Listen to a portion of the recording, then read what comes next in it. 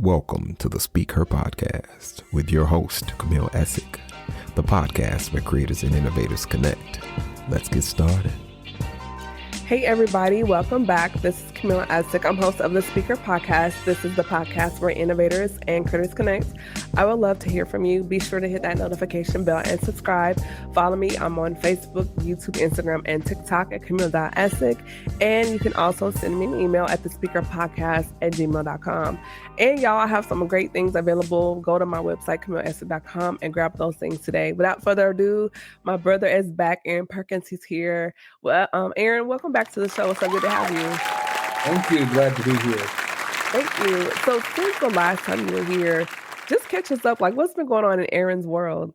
Oh man, it's been a process. It's a whole lot going on. What I'm grateful for is God is consistently blessing in every area of my life. I've started a podcast as well myself called Ain't Getting None Podcast. We'll talk a little bit about that in a second. We are going to talk about that because I need the tea on that. But aside from that, I am also the president of a nonprofit progress protection agency, and we've been doing some consistent great work in the community. Specifically, every month we have a community connect initiative called Neighborhood Lovin', and we essentially go and love on a community or love on our neighborhoods. And it could be anything from feeding the homeless to going to our local nursing homes to picking up trash on the street and in the parks, and all different types of stuff that our community director is working so excellently to execute. So I'm excited about all of that and even other things to come. Also, I'm a whole young adult minister at our church now. And an amazing one at that. That's an honor. I'm excited that we're about to gear up and really get started, especially people that go to Spirit and Truth. We just launched last week a Facebook page for the young adults. So y'all need to go and join that Facebook page. But we'll do an official announcement and all that later. But yeah, you heard it here first. I got the exclusive. I got the tea. So you also work in the criminal justice field there in Atlanta. And one of the things I wanted to ask you, Erynn, if y'all have not done so, be sure to like, share, and subscribe. We're going to have a really good conversation. One of the things I was thinking about since the last time you were here was just, and looking at the news, so much happening, right? And it made me think about our young brothers and the changes in DEI. And what do you believe, or how do you feel that what we're seeing now culturally, what is the emotional or mental impact that's having on our young brothers, even through the criminal? Is there a correlation between what we're seeing in the judicial system and our brothers and with society narratives being put out there as far as scrubbing things like diversity, equity, inclusion? Like, what are you seeing on your end and how that's impacting our young men? I think that honestly, it impacts hope more than anything, right? And so I think that our young men are unfortunately declining in its hope that this country can do more than oppress them. And that's something that truly we have to dive into, because people have to, from my experience, I have seen young men pivot from wanting to be involved in the community and wanting to take forth the necessary, the necessary steps to be effective in the community, to help people, to make a difference. Mm-hmm. And they don't want to necessarily get involved. But then on the other side of that, there are people that are like ready to be men of action. So you have those that I am seeing a decline in hope for a better tomorrow, but then you also have those who are, I'm ready, boots on the ground, as they would say, I'm ready to do what it takes to make sure that we're clear that, we're not going to give up on making sure that there's equality for everyone, and making sure that our neighborhoods are safe, and making sure that we're not discriminating and continuously oppressing our people. So what does that support look like when when individuals are transitioning from being in the system back into society? And I'm pretty sure there are things that are happening that they don't feel comfortable, or they're just still processing, that may have happened inside, and then coming back into society and wearing this mask.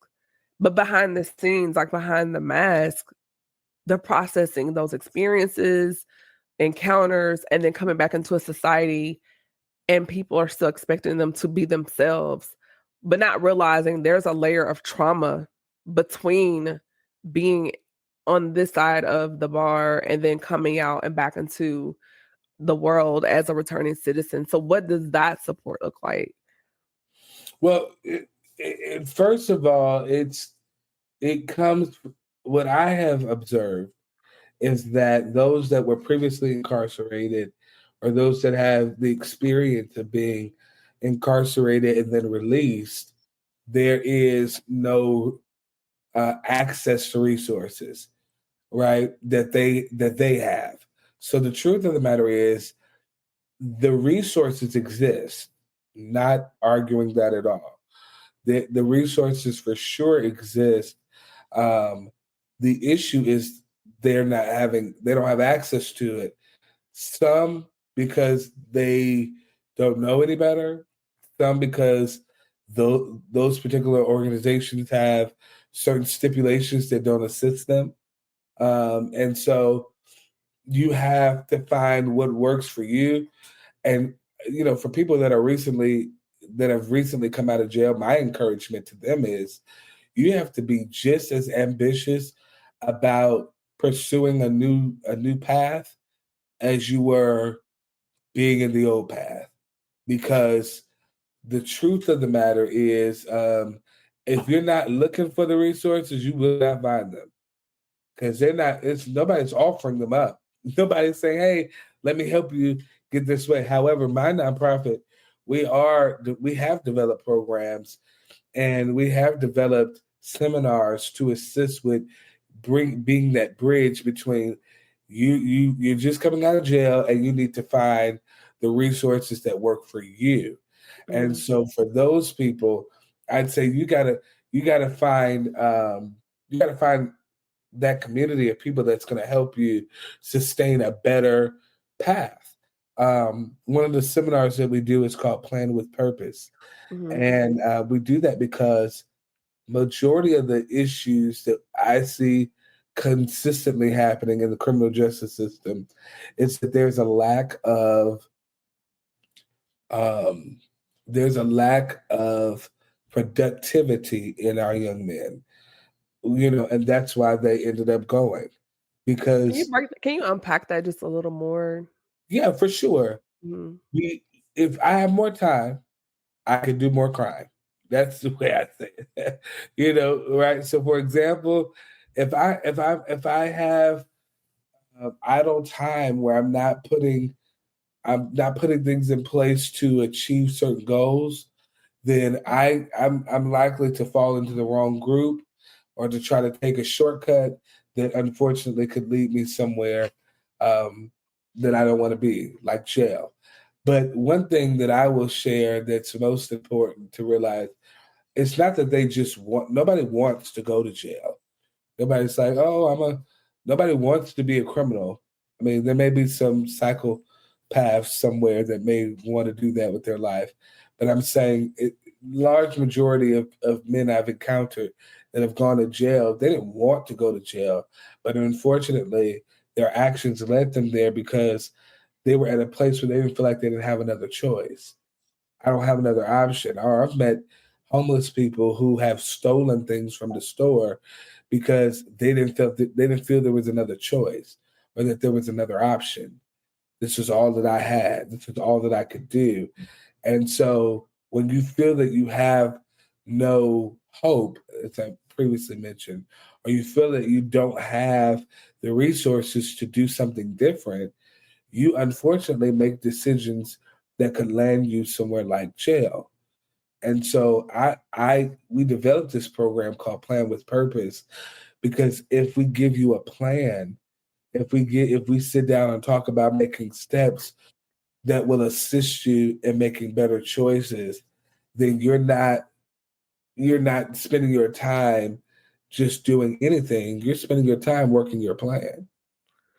So systemically, and I hear you, but then I listen to like I listened to Wall Street Trapper, for example, and his backstory, and I've heard the backstory of Pastor Philip Mitchell, Yeah. and just their background. And what I'm hearing, and I'm not disagreeing with you, but then I hear things about the stigma, even attempting to get the resources and how people handle them or treat them, For sure. or when you're out and you come home. That's home. That's all you know. Like, that's in your mind. That's so you automatically go back to that environment. Yeah. And so when you apply for jobs and you're being turned down, maybe things on your record, you can't rent an apartment because you have to check that box, or you apply for a job, you have to check that box. Right. And then having to pay money to parole officers, just things that happen. Yeah. But it sounds like extortion to me. But you got to pay to be on probation. Yeah, so which I don't understand that. So then if you have a child, so all of these things culminate, into this perfect storm of, I can't get a job. I'm saying, like, if you're a male and you're staying with your girl because she has to get the apartment because you can't apply for it, all these things, but then it's expected for you to come up with money. And if you don't pay your probation, you're going to go back, so it's like, how do you break this whirlwind or this cycle to get the resources, to get the money, to do those things? And if everyone's like, I need it now, then you go back to what to get money. And so it's like a hamster on a wheel. So I guess in my mind, it's like, how do we as a culture and a community help those break the cycle, get the resources, but yet they still have to live in these environments, because otherwise they're going to be homeless. And I've heard horror stories about what happens in homeless shelters. So it's like catch-22. What are we doing? Going to jail is in my opinion, and based off of my experience with working with people who have previously been incarcerated, it is one of the worst situations you could ever be in. It has the ability to create a ripple effect in your life, but it also does not have to. That's what I'll say. I look at people like Judge Mathis, who went to jail, did his time, not any type of jail. He had a felony. He went to prison, and he got out. And I mean, in that time he studied, he got out, did what he needed to do, and now he's a judge. Right. Right after he's got things expunged and exonerated and whatever the case may be, he overcame that. You can overcome jail. You can overcome prison. And I think that narrative has not been effectively communicated. I think that we have wallowed in, I have no other choice but to succumb to this level, when I, not only as a minister, but as a leader in the community, have always told people, you have what it takes to break the cycle. And it starts with that, right? It starts with believing that you have what it takes to break the cycle. Because I'm the product of a father who is in prison, not went. He in there right now. His dad was in prison. My little brother went to jail. It's a pattern, and there has to be a choice. Someone has to say, enough is enough. I want to see different. I want to do change that for you. I want to be different. My mother moved. My mother got married and moved to Los Angeles, and my surroundings were different. You know, I went to a charter school, and then went to KIPP, and then went to math and science college preparatory for high school. I went down a different path. I've always been different because, you know, and I don't really have the greatest explanation outside of God. I think that, you know, God's hand was just on my life for whatever purpose, and I'm still learning that purpose daily. But it was just different. And I have a twin sister. Oh, wow. Yeah, a lot of people don't know that. I have a twin sister. She's different than I am. Like, we have two different walks. But it is interesting to me that it's, you know, you have to take I think it's about making a decision, and being determined about that decision. And I was always determined. I will not go to jail. That will not be my story. I am not going to be, you know, I'm not going to be in a scandal. I'm not going to be, I know we all saved. I don't know if this is an offensive word, but I'm not going to be a hoe either. You know what I mean? Oh, we're saved, but we're progressive. Okay. We're free over. We're not free that free, but you know, Okay. we're a little liberal over here, so you're all right. You're at home. We're a little liberal and hilarious. But no, in real life, that's just not going. That's not. I made a decision. People say you a whoremonger. I'm not going to do those things, and so I encourage people. I encourage young men. You have to make a decision, and it is. I think it's tough because if your situation growing up is, you know, mom had to do what she had to do to take care of us. She's living paycheck to paycheck. I'm going to school trying to work it out, but I can't really understand this school stuff. I'm not book smart. Like, that's not my thing. But I know what I do know is I see a need, and innately as a man, I feel like I'm gonna make sure we ain't never gonna be poor. I'm gonna make sure we ain't never gonna be broke.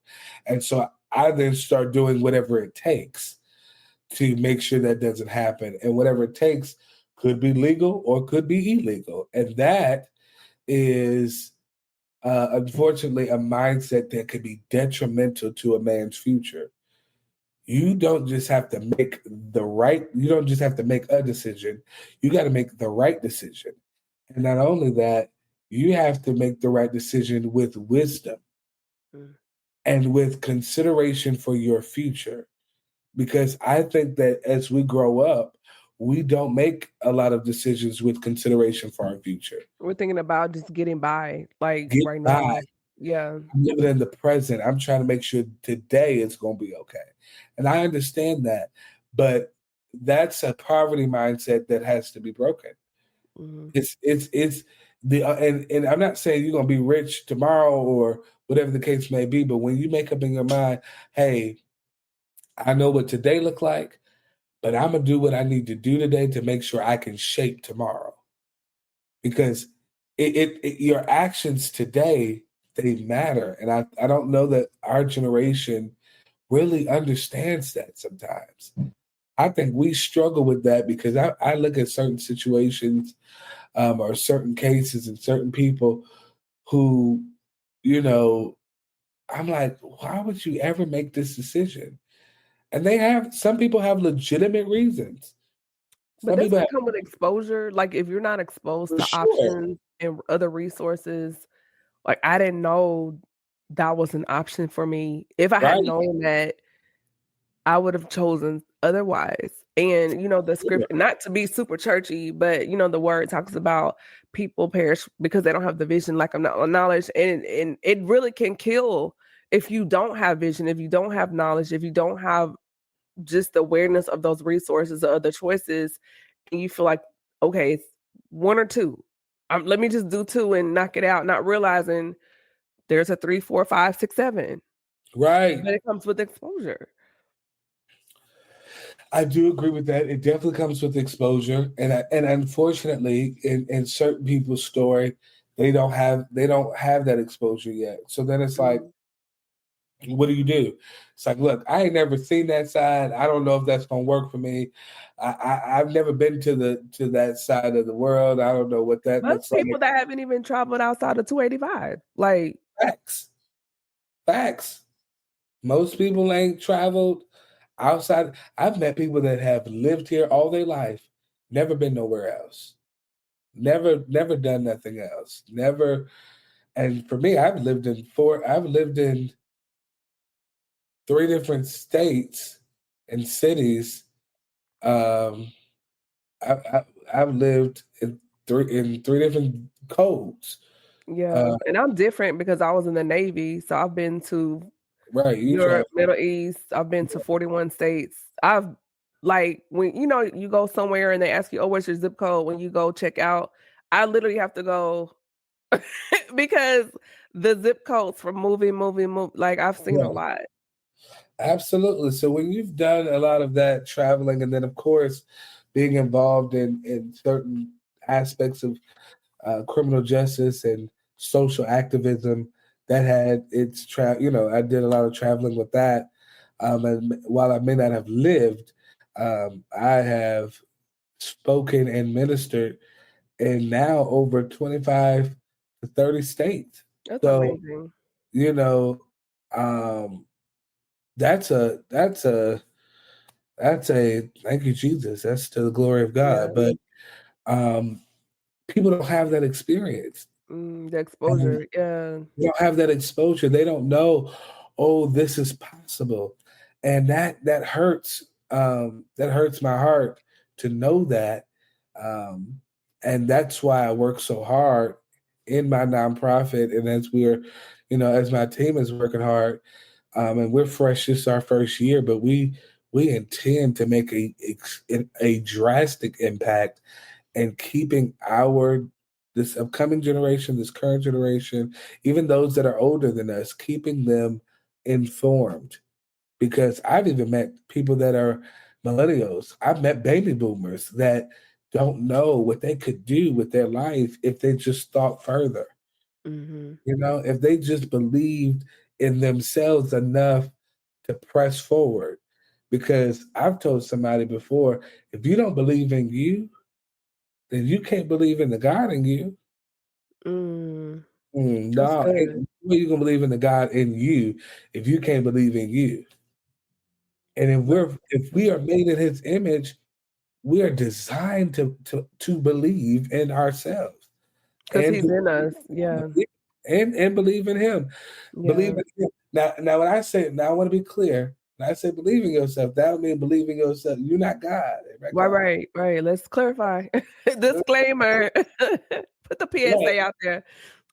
But you belong to God and you're Yeah. called by God for a purpose. And that's the purpose that should be the center of your focus. And I think that many people they miss that. They're like, oh, I'm good. If I don't never make no more money, if I don't never do nothing else, I'm good right here. I'm coasting. And it's like, no, no, no. Come on There should up. be something inside of you that tells you, like, you look around and you're like, there's gotta be more than this. I know there's more. Like, and I think that's been a thing for me through different seasons of my life. And I'm like, God, I know this is not it. This cannot be all there is. Or I feel that little pull. Like, I know there's something out there bigger for me. I know there's something out there more for me. Even though we go through our ebbs and flows, deep down, I know. And that's where the frustration comes from, Erynn, when you can feel it and you're in this situation, even though we're thankful for what we have, but Yeah. deep down in your heart, like, there's more. There's gotta be. And God, so that has to be the drive, right? Knowing and feeling and realizing, having that epiphany, like, there's gotta be more than this. gotta Like, be.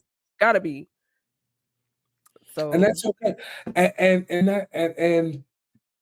And I'm not saying your more looks like everybody else's more right. too. 'Cause I'm not saying you're gonna be everybody gonna be millionaires. Everybody gonna be rich. Everybody gonna have the Right. lavish things in life. I'm saying that when when you are where you're supposed to be, because your purpose begins to unfold, and you're like, okay, I'm seeing more. You're not complacent, because we don't serve a complacent God. He has put so many things on the inside of us, and they are to work together for His good, for the Yeah. good Yeah. kingdom. Or he'll start letting you cross paths with other people that are on that next level, even though you're not there, but to encourage, motivate, and even show you, hey, this can be you, and even those people Yeah, that can pour into you and say, hey, just in conversation, I was online and I saw a post, whatever, and it made me think about you. I just wanted to share, like, those little conversations can be the pebble in the water, right? That can open the door to the next level or chapter. Like, you're literally one conversation away from the next level of your life. for sure, Yeah, for sure. that's So good. people Um, definitely have to take that next step. Take mhm. the next step. You know, Yeah, something you touched on, you mentioned ministry, and I want to pick your mind on this a little bit as far as maintaining your mental health in ministry. Just because I don't realize uh, we hear conversations about mental health within our community, it's like a new hot topic, right? But then the other side of dealing with the pressure of showing up, arriving, being present, and still having to deal with you, right? And so a lot of people I've seen in ministry that have been under the rotisserie lights, but silently screaming. So how do you maintain, or what are things that you do to maintain your wellness as someone in ministry? I have to constantly remind myself that it's not about me. I think that when you do that, it helps one realize that it's truly, this is the Lord's ministry. This is the Lord's work. I have no stake in it outside of heaven. So my responsibility is, my responsibility is to submit. And submission, it's the total package, is how I look at it. Submission is not just me surrendering myself and my life and to be a willing vessel. Submission is also, it's indicative of the word. I'm submitting things that don't belong to me. So I submit. If somebody come with me with some stress or drama or whatever the case may, I submit that to God. Submit to be like, God, you're in control.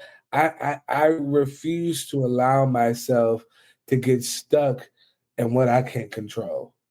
I can't. I just refuse to do that.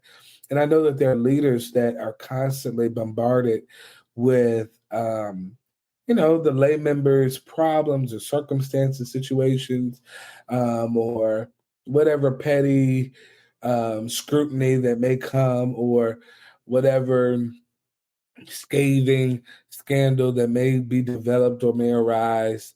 People have those experiences, and my encouragement to them is that if you answer, we don't answer nobody but God. This is a part of the yes. Warfare, and backlash and naysaying. This is a part of our yes. So we knew that when we said yes to God, that, and maybe some people didn't know, but I knew, in my yes, that there would be some, re, you know, retaliation from Mhm. the enemy. That there would be some backlash. That there will be naysayers. That there will be people that want to minimize who I'm called to be and who I'm called to serve. And woe to those who do that. Woe to those people who are not making wise decisions about, the way they treat the men and women of God. Even outside of all that, just like with you personally, like giving it to God, but do you do therapy? Do you go I do journal? Do do you go therapy, but walk? not for Yeah, ministry. I do yeah. therapy for my personal life. You know what That's I what mean? I'm saying. Like outside of ministry, like what do you do Okay. for yourself as far as maintaining wellness? Yeah, definitely you got to talk to somebody. I have a therapist. I can say, hey, how you doing? I got to talk it out with somebody, especially with the job that I have and the work that I do. And you got to talk to somebody. And I don't think there's anything wrong with talking to somebody. And I want that to be clear as well. Like, talk to who you need to talk to. It's not worth, like, we live this life to live again. Don't kill yourself over things you can't control. You got Yeah. to talk to somebody. I And think you it's got, just been so taboo within the community as far as therapy. And I'm a huge advocate for mental health within our community because I grew up in church and as a collective, we didn't talk about mental health. And so in this space on this podcast, I always try to open the door to have those conversations coupled with faith as far as navigating the journey. What does that look like? It's not that we didn't fast or didn't pray or don't believe in God, but there are some things that you do need to reach out and have the other resource. I do believe therapists are another type of ministry.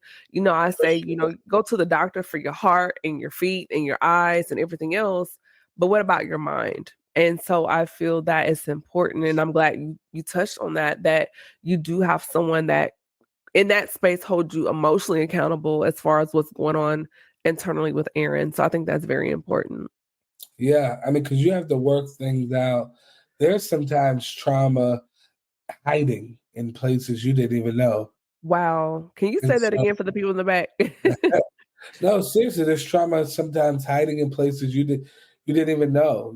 It could be in the crevices of your heart, in the background of your mind. But there are sometimes certain things that in certain actions that you find yourself doing that have a root to it, and Mm, sometimes that root is trauma. Sometimes that root is something that you were triggered by or something that happened in your past that you never really resolved. And so now you respond to things a certain way, or you treat people a certain way, or you handle things a certain way. And mm, so it is very important to get the help that you need or the help you didn't know you need. Uh, that's good. and I think it doesn't hurt. It can't hurt to talk to somebody. Can't hurt to go to therapy, because I've had people tell me, "Oh, I'm good. Like I wasn't, raped. I wasn't molested. I'm good." That ain't the only trauma. You got Mm, some stuff in you that may have caused you to respond that way. Maybe it was a bully. Maybe it was a sibling. Maybe it was something else. Maybe it was verbal.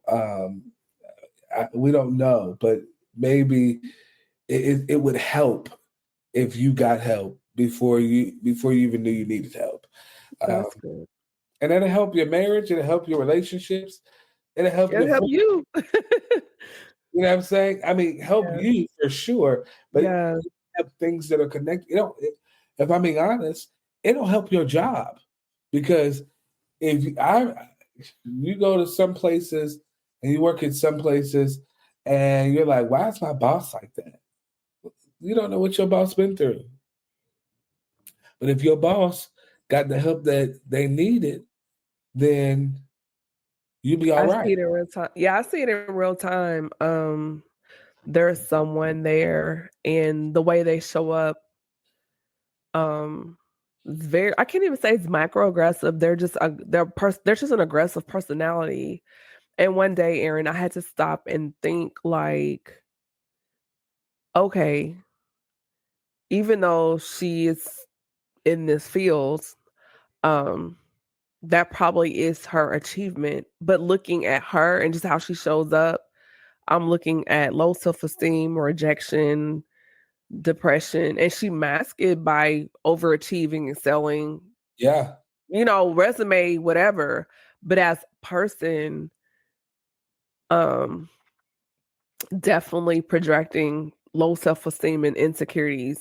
And it's so blatant. And one day I just stopped and I just thought about her and I was like, that's internal. Yeah. That's internal. You have those. I have those thoughts all the time. Like, oh, you're not healed. Like, you got some things you need to work on, and that's Bleeding okay. on everybody. You know what I mean? And that's okay. And when the other thing is, once you realize somebody is not healed or somebody's still in their healing journey, you can give grace too, because you're like, okay, that makes sense. You're not healed yet. Okay, cool. Now I can come in already knowing this person is not in the position, to, be a friend right now or be in my community. And that's okay.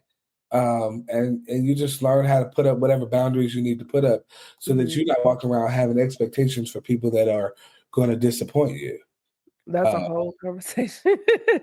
Oh, that's a whole conversation. It's really good. Just pivoting a little bit. So you have started a podcast. Welcome to the Yeah. podcast community. Welcome, welcome. So tell us the name of the podcast and the premise of it, and just also the inspiration of starting your podcast. For sure. Ain't Get None podcast. The title alone is framing. Ain't nobody get none. Praise God. But no, in all seriousness, Lord Jesus. It's about the journey of abstinence and virginity, and that walk.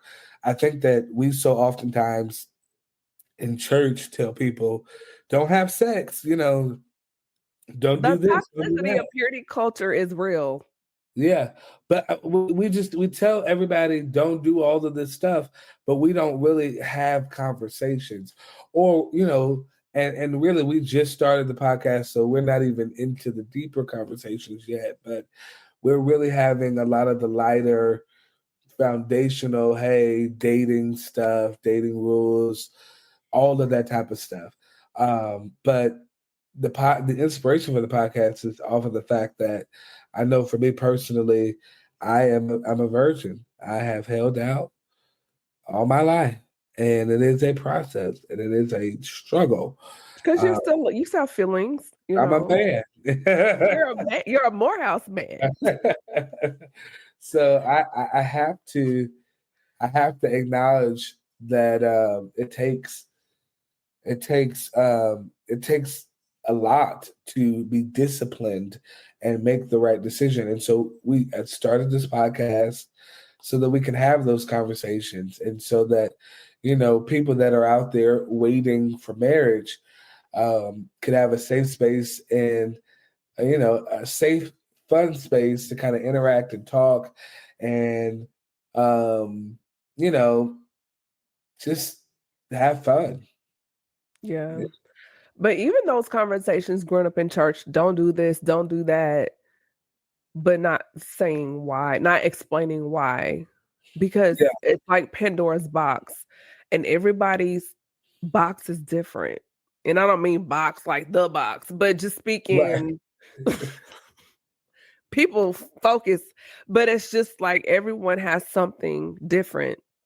And so with you, your thing may be an addiction to something over here. And then for someone, it may turn into something over here. Right. For some people, they in and out unscathed, but then other people end up struggling and warring with things that can ripple in their life. It can ripple and turn into something where it's impacting the generation. Like it's like a web. But you don't know, or even things that you're dealing with. You're like, why am I dealing with this? And not realizing 3 generations ago, somebody opened something in their bag, and then it rippled. And so now you're fighting battles that you didn't sign up for. And you're like, why do I always feel a way about XYZ, not realizing uncle so-and-so or grandmother, you don't know. And so I think those conversations are important when we're telling each other as a community, maintaining into marriage, but really explaining the whys and how even after you get married, opening things can cause warfare in your relationship and your marriage, because someone opened something up over here. And so you have two people coming together warring. Like you're trying to, because the ring doesn't stop the warfare. Yeah. But those conversations are so necessary. For sure. Really good. So with a podcast, where can we find it? Where can we check it out? Like, it airs on YLC TV and on AGN TV podcast on YouTube and Facebook. And so I'm really grateful for just how it's unfolding and the things that are, coming with it. It's every Saturday at 8 p.m. And we the truth is we had some complications with YouTube on our podcast. I got locked out of it some kind of way. And so now I'm trying to figure out how to get back into the Gmail that it's connected to. So we may possibly have to start a new one, a new page, but I hope we don't. So just stay tuned. I mean, that audience is kind of locked in. So yeah, it's starting over. It's frustrating. Like, yeah. Awesome. So, first of all, thank you for joining us and just sharing your wisdom. We definitely have to bring you back, and there's no way that we can cover everything in 30 minutes, but you just dropped so many gems, right? And so before you leave, do you have any takeaways or nuggets or gems for the listeners and viewers until you come back? And then where can people connect with you on social media? For sure, you can connect with me at Erynn Perkins, as my name is spelled right here. Yep, right there. And on Instagram, Facebook, anything. And I guess my biggest takeaway is that we've talked about several topics tonight, from things that are plaguing young Black men in our community to mental health, and even to, celibacy and virginity. But above all of that, what's most important is words that I shared previously when we began talking at the beginning of this podcast. And that is, it is so important to start planning in your present to prepare for your future. We honor the past, we prepare in the present to plan for our future. That's good. I like it. Well, everyone, this is Camille Essick. I'm host of the Speaker Podcast, the podcast where innovators and critics connect. Be sure to connect with me online. You can follow me across multiple platforms, such as Instagram, Facebook.